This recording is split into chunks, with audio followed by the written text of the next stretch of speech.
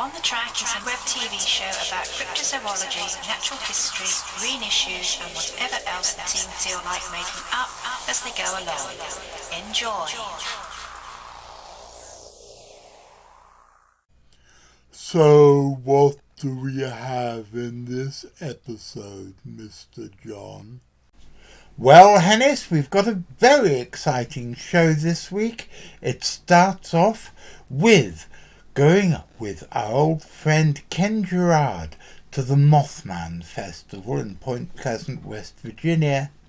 And then we go to Sumatra with Richard and Carl to learn all about what happened on the most recent expedition. I really like the old credits.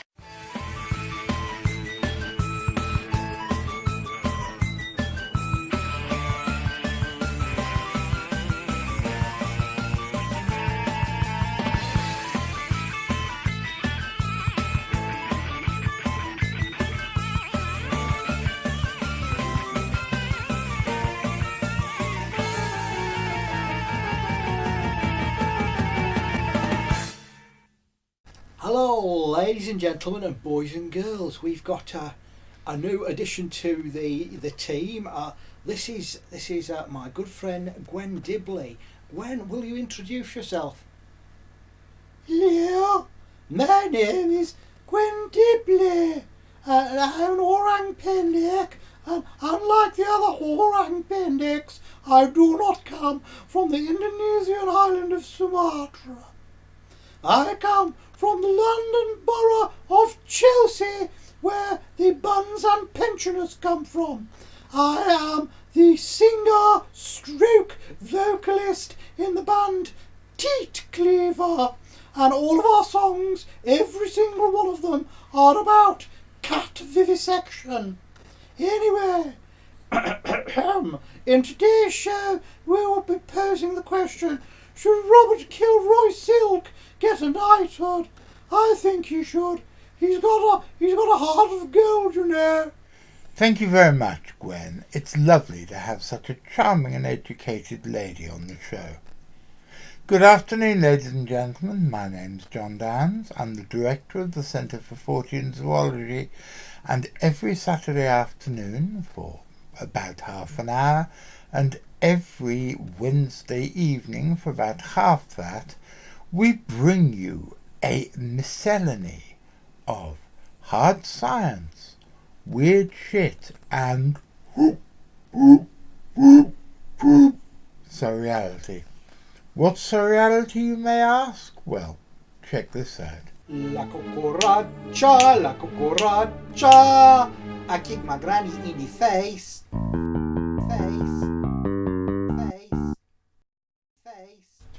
Well, the other day, about 6 weeks ago in fact, I was talking to our old friend Ken Gerhard on Facebook, and he said that he was just about to go to the Mothman Festival in West Virginia. And I said, oh, please, can you film some of it for us? Because I've heard about the Mothman Festival. I've obviously never been. It's the sort of thing we should be covering on CFZ TV. And he said yes, he would be honoured to do it for On the Track. And here it is. This is Lyle Blackburn being filmed by Ken Gerhard, and they're crossing the famous Silver Bridge, or the rebuilt Silver Bridge, as the original collapsed in the 1960s. In 1963, there was a one-off sighting of a strange creature near Point Pleasant in West Virginia, USA. A figure was seen standing in the road by a driver. I believe there were two witnesses. They described it as grey, about 7 feet tall, with large red glowing eyes. No defined head, just a round top to the body, with the eyes or the head seeming to sink down into the body.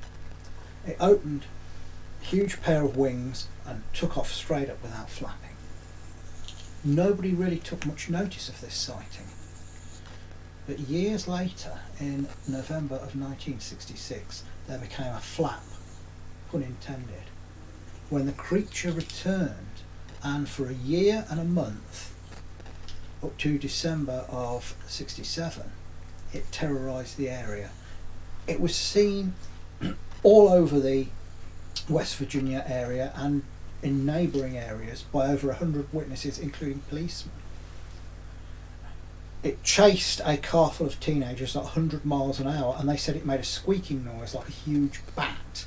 It had these great red glowing eyes, no discernible features on the face, just red glowing eyes, and a head that seemed to sink down into the body, and these great wings that it never ever flapped. It just whizzed after people. Another case, a woman carrying a baby saw the thing on the ground. It stood up from behind a car as if it had been lying on the ground, and she was so frightened she dropped her baby. Was paralysed with fear, and when she finally got back to the house and with her child and locked the door, the thing came up to the house and leered through the window with these great glowing eyes.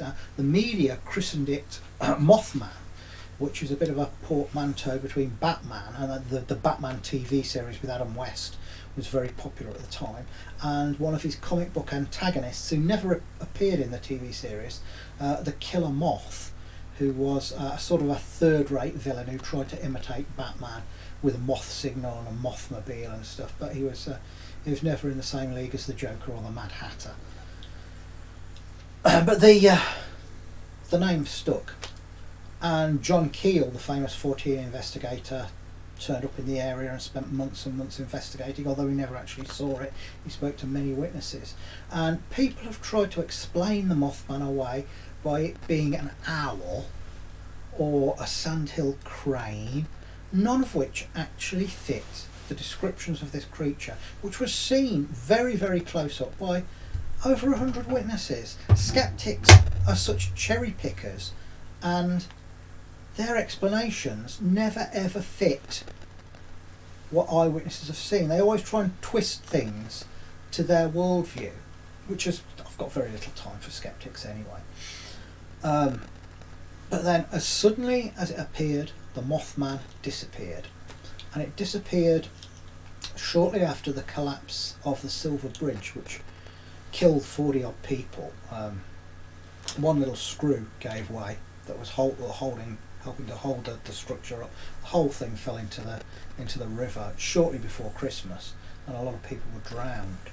And then the Mothman just disappeared. And there are those who have linked the two together, saying it was a harbinger of death, which I don't buy at all. I think it was just a coincidence, and people had better things to worry about than flying humanoids. But similar things have been seen around the world, such as the Owlman of Morland Smith in Cornwall, which is spookily like the Mothman, slightly smaller but with a more defined head and a more defined face and claws on the wings. And I know someone who's seen this, and decades after he saw it, he's still terrified of it. So that, in a nutshell, is the story of the Mothman. What it is, where it came from, what it wanted, nobody knows, but it seems to fit into that global monster archetype in the flying monsters. I think it's very interesting how the people of Point Pleasant have taken the Mothman and made it their own. There's even a statue in the middle of the town. There's even a Mothman museum, which I gather is the epicentre of the Mothman Festival.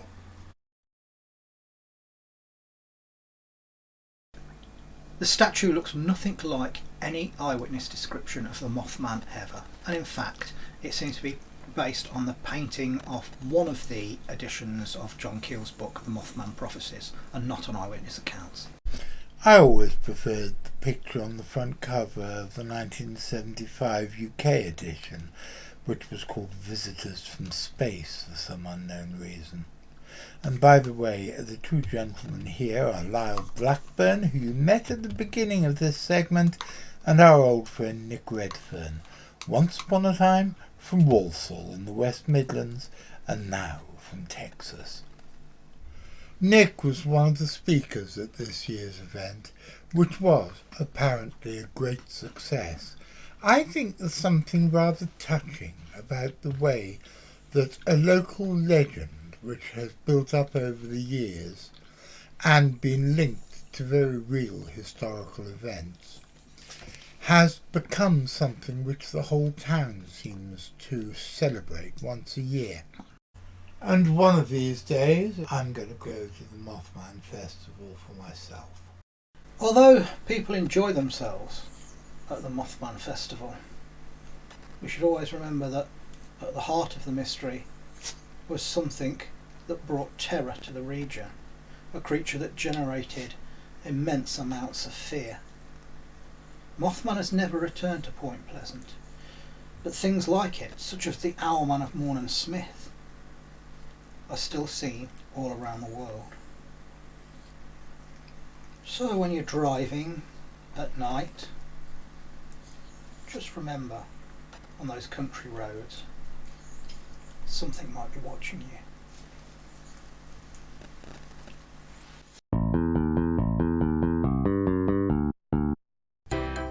And now, it's Gwen Dibley's Pearls of Wisdom. Empty gossip jumps with one leg.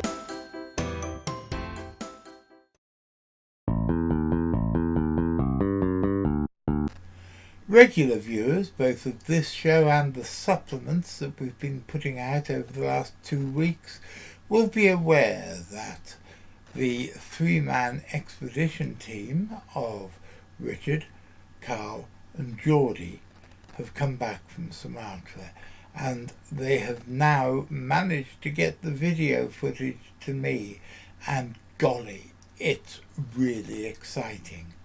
But we've left the most exciting parts of their massive adventure till last.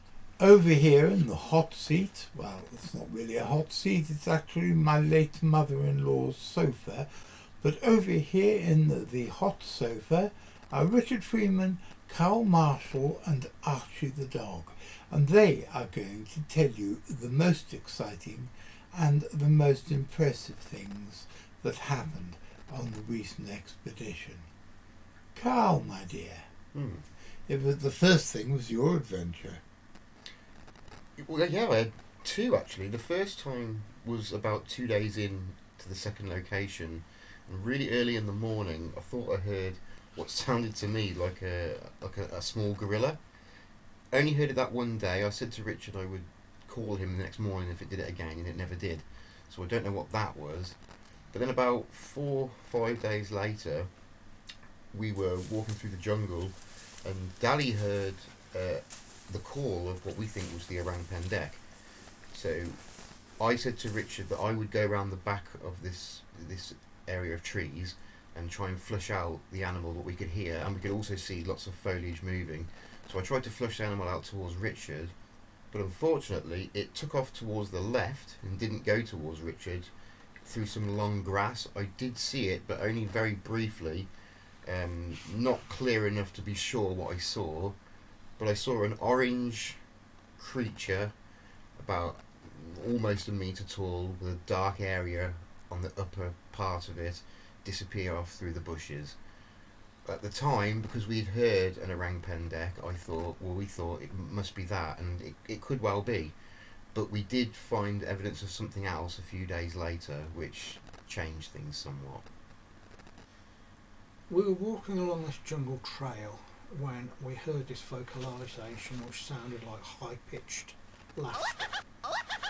If you can remember the rather camp cartoon He-Man and the Masters of the Universe, the villain Skeletor had this weird high-pitched, quite fast laugh, and it sounded more like that than anything else. And it's very distinctive, unlike any other animal. And Dali said, it's the orang pendek. We heard this vocalisation 3 times, and it seemed to be coming from behind a big stand of bamboo in the jungle. I had my camera with me, but it wasn't switched on, so I didn't get the vocalisations. So I switched my camera on, and Carl said, shall I run around the bush, flush it out towards you so you can catch it on film? And this is what happened with Debbie Martyr. When she had heard the orang pendek, the guide had gone round and flushed the creature towards her through a jungle clearing. But she was so gobsmacked by what she saw, she didn't have, the presence of mind to use the camera. But I'd got my camera ready. Unfortunately, when Carl ran behind this bush. Instead of running round towards us, the thing took off into the jungle, and he got this brief glimpse of a metre tall thing running away into the jungle. Looking back, I so wished I'd have just switched the camera on, jumped over the little creek and gone around the bush myself with the camera running, and I'd have almost certainly got the orang pendek on film. It's strange, isn't it, Richard? Because I remember when I saw the Beast of Bodmin, I saw what was obviously a puma. A fairly young, fairly thin puma. I didn't see its head, but I saw its body, its big feet and its tail. And I had a video camera with me, and I had my stills camera on my neck, and I was so completely gobsmacked. Just like you, I didn't use them, and I've been kicking myself ever since.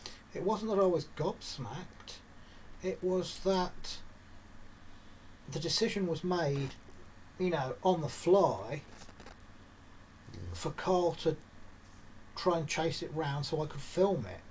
Now if I'd have just gone straight round myself, I'd have got it on film. And I wasn't exactly quiet when I went round there. I sort of stomped round quickly, and if it had been the orang pendek, which it may well have been, it knew I was coming and it was already gone. And I just saw an orange shape disappear into the long grass. What shade of orange? It was quite pale. It was a little bit darker than peanut. Yeah. Okay, somebody pick up Peanut so we can use him as a visual aid. Wasn't quite as light as this one. You've been a visual aid, Peanut. So, Carl, tell me about the next discovery. Okay, well, before we left for Sumatra, whilst I was still researching for my book, Dali, our guide out there, informed me via Facebook that there was another cryptid cat in a particular area where we were going to be going, called Harimau Tinki, which means something like the tall tiger. Sometimes Harimau Tinki is described as like a were-tiger. It's sometimes described as like a man, and it's given anthropomorphic abilities. Sometimes it's considered to just be a tiger. So, what happened next? Well, the point is that there are no tigers recorded from this particular area of Sumatra. The nearest populations are the ones in Kerinci National Park, and there are some further into West Sumatra, but there's none in between. And this is where the cryptid known as Harimau Tinki is supposed to exist. After about 2 or 3 days, we started to find evidence. First of all, we found a footprint, which was quite clearly from a tiger. And then a couple of days later, or maybe before, I can't remember exactly now, we found another track which was smaller, which at the time we thought may have been a clouded leopard. That is the pug mark of a clouded leopard.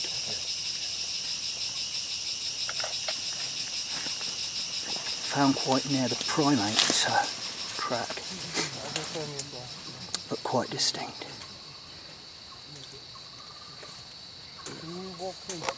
But looking back now, that may well have been a tiger as well.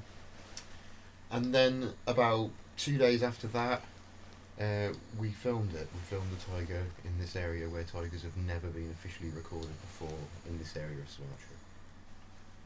The data that we have got from Sumatra verifies that the Harimau Tinki does actually exist as a biological reality. The anthropomorphic abilities that are attached to it, which we learnt firsthand actually, we were told that the Harimau Tinki had stolen one of our cameras. We were told that it untied the camera and walked away with it without damaging it in any way. Obviously those sorts of abilities they're inaccurate, they're apocryphal. But we did find that there was a real tiger in the area. So Harimau Tinki either represents a dwindling population of tigers, or it represents range extension, and they're on their way back. Either way, it's a success for cryptozoology, in my opinion. I can't tell you how proud I am of the boys. They have done a magnificent job. They came back with a lot of new evidence for the existence of the Orang pendek, but then the icing on the cake was this: a tiger where there are no tigers, if I can sound like I'm being Captain Ahab. It's an absolute magnificent achievement. We do have video of the tiger, but for the moment we're not going to release it because we're going to be talking to the tiger conservation people before we do anything next, which is also the reason why we're not telling anybody the exact place where the tiger was filmed. I know that there are people out there in Cryptoland who will then say, John Downes is withholding evidence. And the answer is, yes, I bloody well am. Why? No, it's not so other cryptozoologists can't find the tiger. It's because it isn't in a national park and some bugger will go and poach it. And I do not want to have the CFZ having a tiger's death on its conscience. So there. If you want to support us and help us make more content like these, please press like, subscribe, follow our Facebook page and check out our Patreon. And as the ghost of Joe Strummer, who's an ever more regular visitor to my little studio, wants me to remind you, always press the notification bell. Otherwise you won't be told when there's a new show to watch. And that would be an awful pity, wouldn't it? You may remember that I told you recently I had a new record coming out. Well, it's out now. And it's a collection of songs that I recorded very badly between 1978 and 1993. The story goes back about 6 months ago when a guy called Michael, who'd been in the band, my band, John Downes and the Amphibians from Outer Space, for a short period of time, and who I have to admit I'd nearly forgotten. He wrote to me on Facebook and he said, "Hey John, are any of the old songs available?" And I said, "Sorry mate, no, because they're incredibly badly recorded and I've lost the master tapes anyway." He said, "What a pity." And I thought, hey, let's try and record a couple of them for him. And I recorded 2 or 3 which came out in On the Track some months ago, and I had so much fun doing it I decided to do a whole album. The album's called Out of My Head, and before you think it's any unpleasant or sordid drug reference, this is my head, this is my cerebral cortex, and this is where all the songs are composed. So the songs, 14 of them, all written and recorded by me, are out of my head. So take your mind out of the gutter, boys and girls. About 35 years ago I was in a bookshop in Torquay and I bought a second-hand copy of Albert Goldman's scurrilous biography of Elvis Presley, and I was so impressed by it I wrote this song. I was watching television when the news came across that Elvis died in Memphis and I didn't give a toss. So I want to be adored by peasants because that rich is where it's at. Okay, I take advice here, get crazy, stoned down the hat.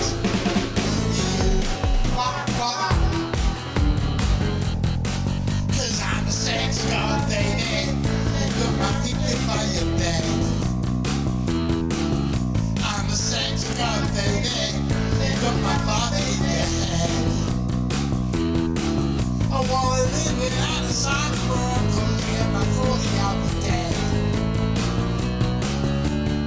Always need a lazy song, always need a jet. You know I love that rock and roll, that's never fucking word. 'Cause I'm the true rock and roll.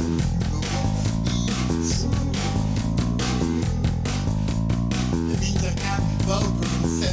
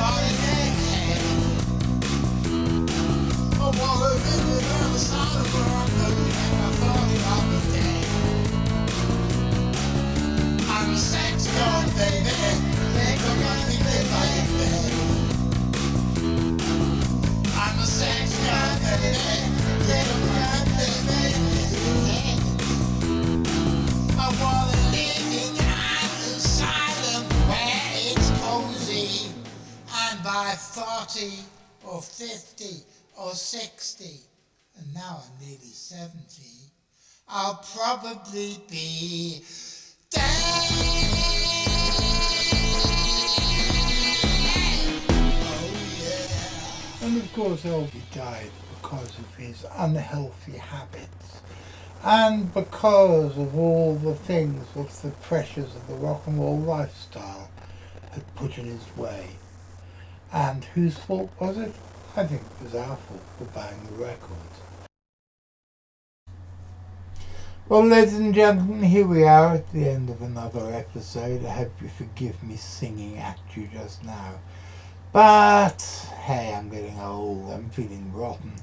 And if I can make myself feel better for a few minutes by shouting out one of the songs of my youth, I shall bloody well do so.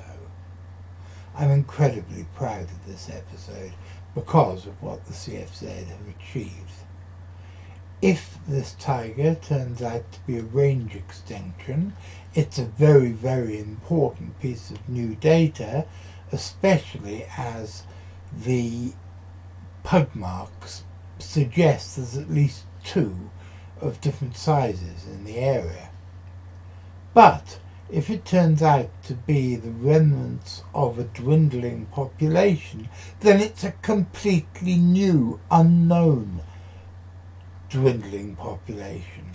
There are only about 600 Sumatran tigers left, with a plus or minus variable of about 290.